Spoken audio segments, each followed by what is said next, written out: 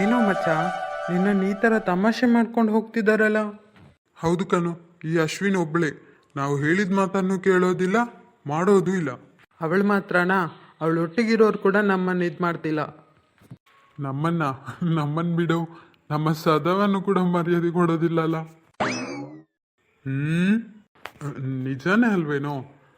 ನಮ್ಮ ಕಾಲೇಜಲ್ಲಿರೋರು ಬಿಡು, ನಮ್ಮ ಕ್ಲಾಸಲ್ಲಿರೋರು ಕೂಡ, ಅದು ಅಲ್ಲದೆ ಸರ್ ಮೇಡಮ್ ಕೂಡ ನಿಂಗೇನು ಹೇಳೋದಿಲ್ಲ. ಆದರೆ ಇವಳು ಅವಳಿಷ್ಟಕ್ಕೇನೆ ಇದ್ಬಿಡ್ತೀನಿ ಅಂತೇಳಿ ನಮ್ಮನ್ನು ಗಮನಿಸೋದೇ ಇಲ್ಲ. ಸಾಕು ಮಾಡು, ನಂಗೆ ಅವಳ ಹೆಸರು ಕೇಳಿದ್ರೇನೆ ಕೋಪ ಬರ್ತಿದೆ. ಅವಳಿಗೆ ನನ್ನ ಬಗ್ಗೆ, ನನ್ನ ಬ್ಯಾಕ್ಗ್ರೌಂಡ್ ಬಗ್ಗೆ ಎಲ್ಲ ಸರಿಯಾಗಿ ಗೊತ್ತಿದೆ. ಗೊತ್ತಿದ್ದು ನಂತರ ನನ್ನ ಹತ್ರ ಆಟ ಆಡ್ತಿದ್ದಾಳಲ್ಲ, ನೋಡ್ಕೋತೀನಿ. ಅವಳಿಗೆ ತಕ್ಕ ಟೈಮ್ ಬರಲಿ. ಸರಿ ಸರಿ, ಅದೆಲ್ಲ ಮತ್ತೆ ಮಾತಾಡೋಣ ಬಾ. ಮೊದಲು ಹಸಿವಾಗ್ತಿದೆ. ಯಾರಾದರೂ ಏನೇನು ಟಿಫಿನಲ್ಲಿ ತಂದಿದ್ದಾರೋ ಅದನ್ನು ಕದ್ದು ತಿನ್ನೋಣ. ಬೇಗ ಬಾ. ನಿಂತ್ಕೊಳ್ಳು, ನಾನು ಬರ್ತೀನಿ. ಬಾರೋ ಮಚ್ಚ, ಊಟ ಮಾಡಿ ಬಂದ್ಬಿಟ್ಟು ಏನು ಮಾಡೋದನ್ನೋದನ್ನು ನೋಡೋಣ ಬಾ. ಶಪ್ಪ, ಎಷ್ಟೊಂದು ಸೀರಿಯಸ್ ಆಗಿ ಮಾತಾಡ್ತಿದ್ದೇನೆ, ಇವ್ರು ತಿನ್ನೋದ್ರ ಬಗ್ಗೆ ಯೋಚನೆ ಮಾಡಿ ಹೋಗ್ತಿದಾರಲ್ಲ. ಅಯ್ಯೋ, ಇವ್ರನ್ನ ಇಟ್ಕೊಂಡು ಏನೂ ಮಾಡೋದಿಕ್ಕಾಗಲ್ಲ. ಏನ್ರಿ, ನಿಮ್ಮ ಅಕ್ಕನ ಮನೆಗೆ ಹೋಗ್ಬೇಕಂತ ಹೇಳ್ತಿದ್ರಲ್ಲ?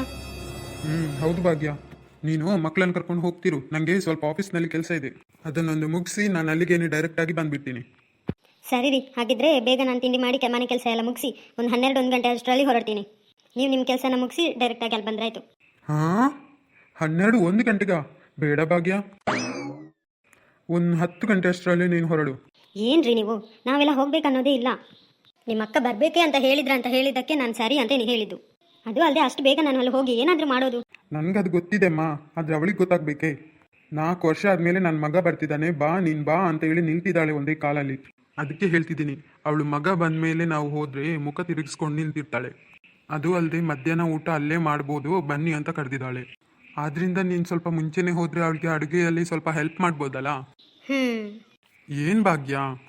ಏನಿಲ್ಲ ರೀ, ಸರಿ ನಾನು ಬೇಗ ಹೊರಡ್ತೀನಿ. ಮಕ್ಕಳು ಹೊರಡ್ತಾರ ನೋಡ್ತೀನಿ, ಇಲ್ಲಾಂದರೆ ನೀವು ಕೆಲಸ ಮುಗಿಸಿ ಬರುವಾಗ ಮಕ್ಕಳನ್ನ ಕರ್ಕೊಂಡು ಸ್ಟ್ರೈಟ್ ಅಲ್ಲಿಗೆ ಬನ್ನಿ.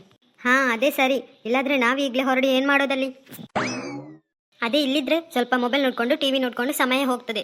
ಹಾಗಾಗಿ ಅಪ್ಪ ಕೇಳಿ ನೀವೇ ನಮ್ಮನ್ನು ಮಧ್ಯಾಹ್ನ ಕರ್ಕೊಂಡೋಗಿ. ಹೇ ಪುಟ್ಟ, ಹೇಳೋದು ಕೇಳಿ ನೀವು. ಅಮ್ಮ ಜೊತೆನೇ ಇಬ್ರು ಹೊರಡಿ. ಅತ್ತೆ ನಮ್ಮನ್ನೆಲ್ಲರೂ ಒಟ್ಟಿಗೆ ಬನ್ನಿ ಅಂತ ಕರೆದಿದ್ದಾಳಲ್ಲ, ಆದ್ರಿಂದ ನೀವು ಕೂಡ ಹೋಗಿ ಹೆಲ್ಪ್ ಮಾಡಿ. ಅಪ್ಪ ಬೇಡಪ್ಪ, ನಾನಂತೂ ಇಲ್ಲೇ ಇರ್ತೀನಪ್ಪ. ನೀವೇ ಬಂದು ನನ್ನನ್ನು ಕರ್ಕೊಂಡೋಗ್ಬೇಕು. ಯಾಕ್ರೋ? ಅಲ್ಲಿ ಹೋದರೆ ಅತ್ತೆ ಛಯ್ಯ ಛಯ್ಯ ಅಂತ ಹೇಳ್ತಿರ್ತಾರೆ. ಸುಮ್ಮನೆ ಯಾವಾಗ ನೋಡಿದ್ರು ಸೊಸೆ ಸೊಸೆ ಅಂದ್ಕೊಂಡು ನನಗಂತೂ ಕೋಪ ಬಂದ್ಬಿಡುತ್ತೆ. ಇಲ್ಲೇ ಇರ್ತೀನಪ್ಪ. ಕೋಪ ಬರೋದಾ?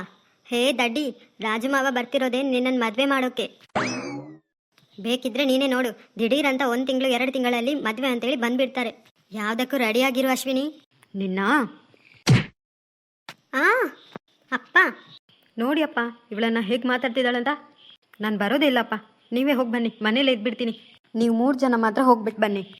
ಏನೋ ಪುಟ್ಟ, ಯಾವಾಗಾದರೂ ನೀನೇ ಅಲ್ವಾ ಅವ್ರ ಮನೆ ಸೊಸೆ ಆಗೋದು. ಅಪ್ಪ ನೀವೂನಾ?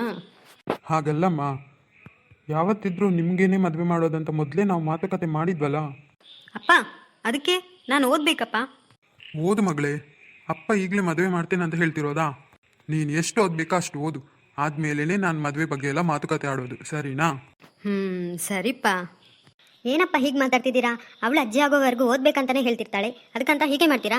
ಅತ್ತೆ ಏನಾದರೂ ಈಗಲೇ ಮದುವೆ ಆಗ್ಬೇಕಂತ ಹೇಳಿದರೆ ಏನು ಯೋಚನೆ ಮಾಡದೆ ಸರಿ ಅಂತ ಹೇಳಿಬಿಡಿಯಪ್ಪ.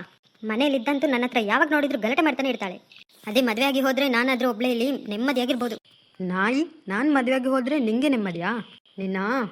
ನಾನು ಇಲ್ಲೇ ಇರ್ತೀನಿ ತಾನೆ, ನಿಂಗೋಸ್ಕರನಾದರೂ ಏನು ಎಲ್ಲಿಗೂ ಹೋಗಲ್ಲ ನಾನು.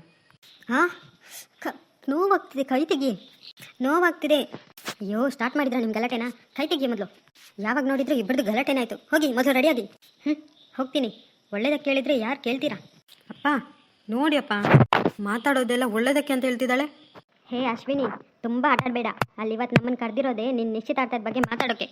ನಿನ್ನ ಬಂದು ನೋಡ್ತೀನಿರು. ಹಾಂ, ತುಂಬ ಆಟಾಡಬೇಡ. ಬೇಗ ಮದುವೆಯಾಗಿ ಹೋದರೆ ಅಲ್ಲಿ ನಾನು ಇರಲ್ಲಲ್ಲ ಅಂತ ತುಂಬ ಫೀಲ್ ಮಾಡ್ಕೋತೀಯ. ನಿನ್ನನ್ನೆಲ್ಲ ನೆನೆಸ್ಕೊಂಡು ನಾನು ಇದು ಮಾಡೋದಾ? ಚಾನ್ಸೇ ಇಲ್ಲ. ನೀನಿಲ್ಲ ಅಂತೇಳಿ ನೆಮ್ಮದಿಯಾಗಿಡ್ತೀನಿ.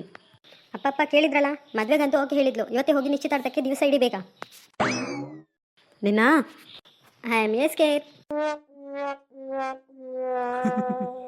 ಏನಪ್ಪ ಅವಳು ಹಾಗೆ ಮಾತಾಡ್ತಿದ್ದಾಳೆ, ನೀವು ನೋಡಿದ್ರೆ ನಕಡ್ತಿದ್ದೀರಾ?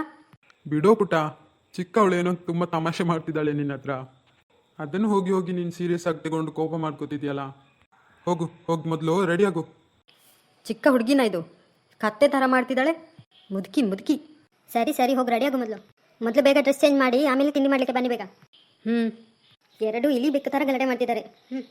ರೀ ಆದ್ರೂ ನೀವು ಸಂಜನಾ ಮಾತಾಡಿದ್ದನ್ನು ನೋಡಿದ್ರಾ? ಏನು? ಅಲ್ಲ, ಅವಳು ಹೇಳ್ದಾಗೆ ಯಾಕೆ ನಿಮ್ಮ ಅಕ್ಕ ಇವತ್ತು ನಮ್ಮನ್ನೆಲ್ಲ ಕರಿಬೇಕಿತ್ತು?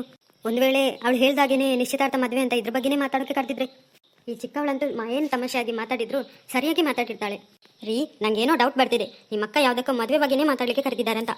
ಅಯ್ಯಯ್ಯೋ ಭಾಗ್ಯ, ಅವಳು ಏನು ಬೇಕಾದರೂ ಮಾತಾಡಲಿ ಇವತ್ತು. ಆದರೆ ನನ್ನ ಮಗಳಂತೂ ಓದಬೇಕಂತ ಒಂದೇ ಹಠದಲ್ಲಿದ್ದಾಳೆ. ಅವಳು ಮೊದಲು ಓದಲಿ, ಆಮೇಲೆ ಮದುವೆ ಬಗ್ಗೆ ಮಾತಾಡೋಣ.